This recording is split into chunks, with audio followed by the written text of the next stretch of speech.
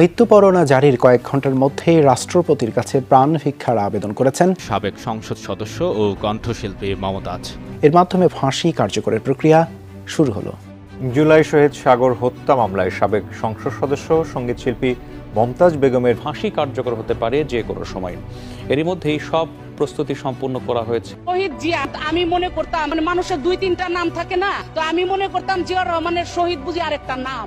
৩০০ টাকায় রেল স্টেশনে খদ্দের খোঁজা মমতাজ পার্লামেন্টে গিয়ে স্পিকার ও প্রধানমন্ত্রীর সামনে বলেছিলেন তিনি কখনো জিয়াউর রহমানের নাম শুনে নাই। বীরুত্তম ও সাবেক রাষ্ট্রপতিকে যিনি চেনেন না তাকে সংসদ সদস্য হবার জন্য নমিনেশন দেওয়াটাই ছিল স্বৈরাচারী হাসিনার জন্য সবচেয়ে লজ্জার বিষয়। এবং তৎকালীন প্রধানমন্ত্রী তার কথা শুনে শুধু ৩২ পার্টি দাঁত বের করে হাসছিলেন। ওই মুফতি মমতাজ ফাইটে যায় মমতাজ, তিনি গত 3 দিন আগে গ্রেফতার হয়েছে। যেই মমতাজ সারাটা জীবন ইসলামের বিরুদ্ধে কথা বলেছে, আলেমদের বিরুদ্ধে কথা বলেছে, ফাইটে যায় গান বলে বলে, যৌবন একটা গোল্ডিপ সিগারেট বলে বলে, যুবকদেরকে যৌন সুশুরি দিয়ে দিয়ে আমার দেশের যুবক যুবতীর চরিত্রকে নষ্ট করেছে। আজকে তিনি গ্রেফতার হয়েছে, রিমান্ড চলতেছে। সরকারকে বলতে চাই একে দৃষ্টান্তমূলক শাস্তি দেওয়া চাই। মৃত্যু পরোয়ানা জারির কয়েক ঘন্টার মধ্যেই রাষ্ট্রপতির কাছে প্রাণ ভিক্ষার আবেদন করেছেন সাবেক সংসদ সদস্য ও কণ্ঠশিল্পী মমতাজ। রাষ্ট্রপতি শাহাবুদ্দিন চুপ্পু সে শাস্তি মৌকুফ করার মতো অবস্থায় আছেন কিনা এটা হচ্ছে মূল বিষয়। কারণ এই রাষ্ট্রপতি শাহাবুদ্দিন চুপ্পু সে বাংলাদেশের ক্ষমতার সর্বোচ্চ অবস্থানে থেকেও তিনি কিন্তু সর্বোচ্চ ক্ষমতাহীন অবস্থায় পড়ে রয়েছে। কারণ সে আওয়ামী লীগের দোসর হিসাবে ছেড়ে দে মা কেঁদে বাঁচি এই অবস্থানে, অর্থাৎ অন্তর্বর্তী সরকারকে সাপোর্ট করে সে চুপচাপ নামকে অস্তে রাষ্ট্রপতি হয়ে তিনি বসে আছেন।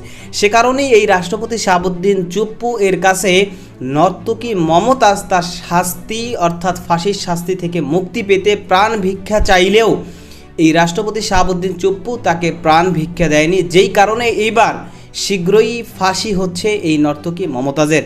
দর্শক, এ বিষয়ের কিছু অংশ ভিডিওর শুরুতে শিরোনামে আপনারা দেখেছেন, বিস্তারিত দেখবেন পুরো ভিডিও জুড়ে। বিষয়গুলো দেখার পূর্বে আপনাদের একটা অনুরোধ করব, যারা আমাদের চ্যানেলে নতুন আসছেন চ্যানেলটি সাবস্ক্রাইব করে অল ক্লিক করে বেল আইকনটি চালু করে দিবেন। দর্শক, চলুন আমরা দেখব যে রাষ্ট্রপতি শাহাবুদ্দিনের কাছে প্রাণ ভিক্ষা চেয়েও প্রাণ ভিক্ষা পেলেন না নর্তকী মমতাজ, এবং যে কারণে এবার ফাঁসি হচ্ছে নর্তকী মমতাজের সেটা আমরা দেখব। দেখার পূর্বে প্রথমে একটু এই নর্তকী মমতাজের কিছু অপকর্মের চিত্র আমরা প্রথমে দেখে এরপর ওই বিষয়টা দেখব। ধৈর্য ধরে একটা লাইক দিয়ে ভিডিওটি শেষ পর্যন্ত দেখতে থাকুন। শহীদ জিয়া আমি মনে করতাম মানুষের 2-3টা নাম থাকে না, তো আমি মনে করতাম জিয়াউর রহমানের শহীদ বুঝি আরেকটা নাম।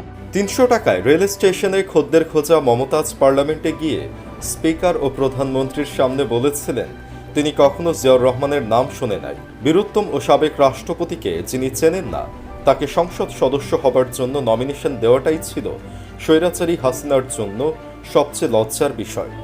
এবং তৎকালীন প্রধানমন্ত্রী তার কথা শুনে শুধু ৩২ পার্টি দাঁত বের করে হাসছিলেন। সেদিন থেকেই সেই দলের প্রতি বড্ড ঘৃণা জন্ম নিয়েছে। অথচ এর আগ পর্যন্ত আমিও আওয়ামী লীগের সাপোর্টার ছিলাম। একজন নর্তকীকে সংসদে নিয়ে বসানোর পর থেকেই সংসদ হয়ে যায় তামাশার জায়গা। সকল এমপি মন্ত্রীদের জন্য ডাবল বিচার অপেক্ষা করছে। বর্তমান সরকার উপদেষ্টার আমলে একবার বিচার, পরবর্তীতে বিএনপি ক্ষমতায় আসলে আরেকবার বিচার কার্য করা হবে ইনশাল্লাহ, সেই আশাতেই রইলাম। চলুন দেখে নেওয়া যাক কিভাবে জিয়ার মতো একজন ব্যক্তিকে নিয়ে তামাশা করেছিলেন এই নষ্টা মেয়ে। ঘটনা 2019 সালের। সংসদে অধিবেশনে মমতাজ বলেন, সংসদে আসার আগে নাম শুনতাম শহীদ জিয়া। মানুষের এই 2-3টা নাম থাকে না, আমি মনে করতাম জিয়াউর রহমানের শহীদ বুঝি আরেকটা নাম। আমার গানের দলে যে বাঁশি বাজায় ওর নামও শহীদ, যে কারণে আমি ওকে বলতাম জীবিত শহীদ। সংরক্ষিত নারী আসনে বিএনপির সংসদ সদস্য ব্যারিস্টার রুমিন ফারহানাকে ইঙ্গিত করে আওয়ামী লীগের সংসদ সদস্য ও কণ্ঠশিল্পী মমতাজ বলেন, একজন সংরক্ষিত সংসদ সদস্য আসছেন, উনি লন্ডন থেকে ট্রেনিং নিয়ে আসছেন। সংসদে যে সংসদকে অবৈধ বলতে হবে, জিয়াকে স্বাধীনতার ঘোষক বলতে হবে, ওনারা শেখানো কথাগুলো বলেন আর সবাই হইচই করেন। সংসদে বিকল্পধারা বাংলাদেশের সদস্য মাহিবী চৌধুরী তার বক্তব্যে বলেন, নারীরা একটা দিক থেকে পিছিয়ে আছে, সেটা হচ্ছে দুর্নীতিতে। মাহিবী চৌধুরীর বক্তব্যের জবাবে মমতাজ বলেন, সারা বিশ্বের যত নেতা আছেন তার 3 জনের একজন আমাদের প্রধানমন্ত্রী। আমাদের গোড়া ভালো, যে কারণে আমরাও ভালো, নারীরাও ভালো। দুর্নীতিতে আমরা পিছিয়ে আছি, আমরা পিছিয়েই থাকতে চাই। এভাবেই মমতাজের মতো দেহ ব্যবসায়ীরা সংসদের মতো জায়গাকে অপবিত্র করেছেন। অথচ জিয়াউর রহমান ছিলেন বাংলাদেশের ইতিহাসে শ্রেষ্ঠ শাসক। শহীদ প্রেসিডেন্ট জিয়াকে কদর করতে না পারার জন্যই এদেশে আরেকজন জিয়ার জন্ম হয়নি।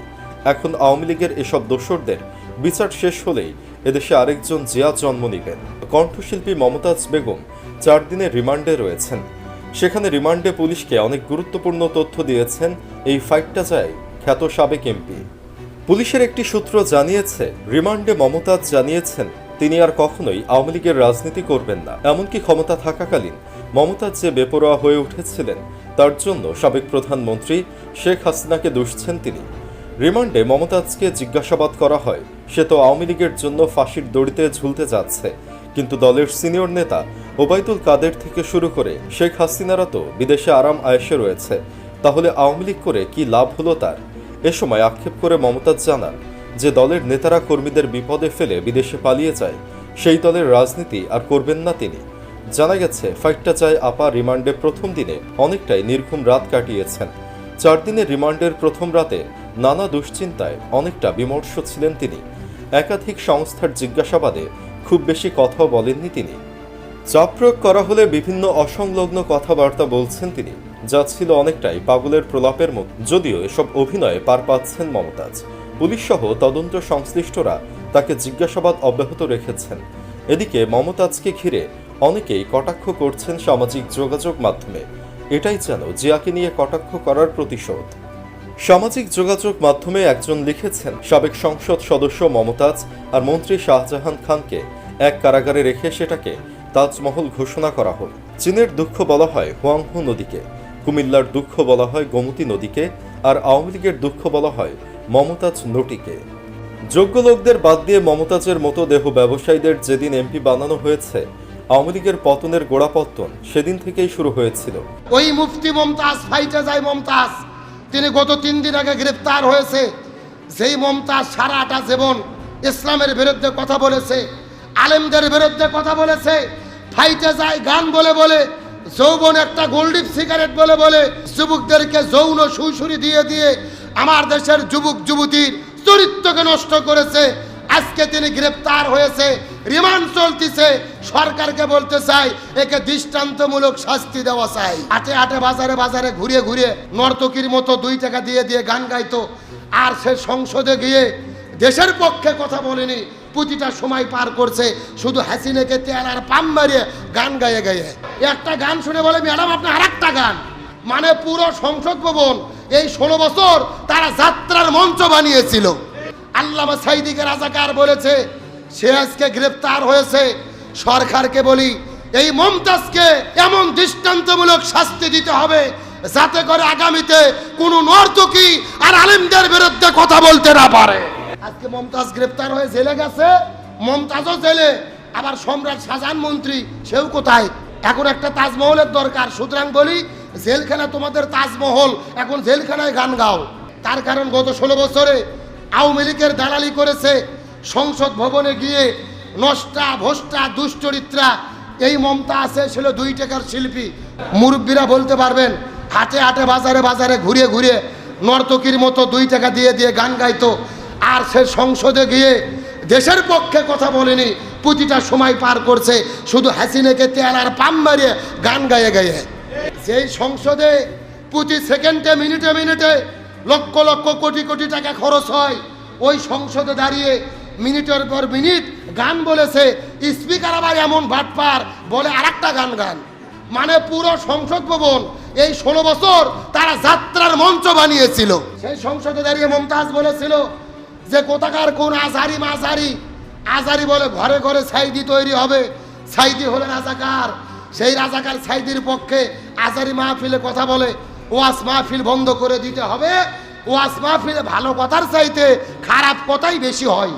যেই মমতাজ সারাটা জীবন ইসলামের বিরুদ্ধে কথা বলেছে, আলেমদের বিরুদ্ধে কথা বলেছে, ফাইটে যায় গান বলে বলে, যৌবন একটা গোল্ডিপ সিগারেট বলে বলে, যুবকদেরকে যৌন সুইসুরি দিয়ে দিয়ে আমার দেশের যুবক যুবতীর চরিত্রকে নষ্ট করেছে, কোরআনের মাহফিলকে বন্ধ করে দিতে চেয়েছিল। আল্লামা সাইদিকে রাজাকার বলেছে, সে আজকে গ্রেফতার হয়েছে। সরকারকে বলি, এই মমতাজকে এমন দৃষ্টান্তমূলক শাস্তি দিতে হবে যাতে করে আগামীতে কোনো নর্তকী আর আলেমদের বিরুদ্ধে কথা বলতে না পারে। আবার বলে আমি মুফতি, সব হাদিস পড়েছি। সিয়াসেত্তার এমন কোনো হাদিস নাই। মুসলিম, নাসাই, তিরমিজি, আবু দাউদ, আমি সব হাদিস পড়েছি। সব হাদিস পড়ে উনি মুফতি হয়ে গেছে। আমরা মমতাজকে বলতে চাই, আপনি এতই হাদিস পড়েছেন, এতই মুফতি হয়েছেন, তে ফাইটা যায় হাদিস কোন হাদিস, ফাইটা যায় গান কোন হাদিসে আছে? যৌবন একটা গোল্ডিপ সিগারেট কোন হাদিসে আছে? আপনি হাদিস পড়েন, কোরআন পড়েন, মুফতি সাজেন আর অশ্লীল গান বলেন, এগুলো মুফতি সাজানা, এগুলো হলো জনগণের সঙ্গে বাটপারি করা। গান যেহেতু সংসদে গাইছো, এখন জেলে গান গাও। সরকারকে বলে এদের আয়না ঘরে বন্দি রাখেন, এরা যেন ছাড়া না পায়। এদের গণহত্যার দায়ে প্রয়োজনে ফাঁসির দড়িতে ঝুলাতে হবে। আমার মতো বক্তার দিকে না তাকায় মমতাজের দিকে তাকালে কয়টা গুনাহ হয়? 100টা হবে আরো, হ্যাঁ, নাকি গুনাহ মাফ হবে? এই শয়তান মমতাজ মামলা দিয়েছিল। ওই মমতাজ কিন্তু শুয়ারের রাখালের সাথে আলেমদের তুলনা করছিল। আমি একটু নাটোরের 2 আসনে আমি বাজার ওয়াজ করতে আইসা কিন্তু এই প্রতিবাদটা করার কারণে আমি বলছিলাম, এই নর্তকী মমতাজ সে বাংলাদেশে যেই পরিমাণ অন্যায় অপকর্ম করেছে, এমনকি আমরা এর আগে দেখেছি যে ভারত থেকেও তার বিরুদ্ধে গ্রেফতারি পরোয়ানা জারি হয়েছে, তার বিরুদ্ধে মামলা হয়েছে। মানে দেশের বাইরে গিয়েও সে বিভিন্ন রকমের অপকর্ম করেছে এবং দেশে বসে তো অপকর্মের তার কোনো শেষ নেই। সুতরাং এই আমরা কয়েকদিন আগে যে দেখলাম যে আসিয়া নির্যাতনের ঘটনায় যেই শাস্তি এসেছে বা যেই রায় কার্যকর হচ্ছে, তো এরকম দ্রুত গতিতে যদি এই যারা জুলাই গণহত্যার আসামি এবং বাংলাদেশকে যারা ধ্বংসের দ্বার প্রান্তে নিয়ে এসেছে, এই সমস্ত আসামিদেরও যদি দ্রুত এভাবে বিচার কার্য সম্পন্ন করা হয়, তো তাহলে সেটা বাংলাদেশের জনগণের যে প্রত্যাশা, সে প্রত্যাশা পূরণ হবে। তো আপনি এই বিষয়ে কী মনে করেন সেটা কমেন্ট সেকশনে জানাতে পারেন। ভালো থাকবেন, সুস্থ থাকবেন। দেখা হবে নতুন কোনো ভিডিওতে, কথা হবে নতুন কোনো বিষয়। আজকে পর্যন্তই। আসসালামু আলাইকুম রহমতুল্লাহ।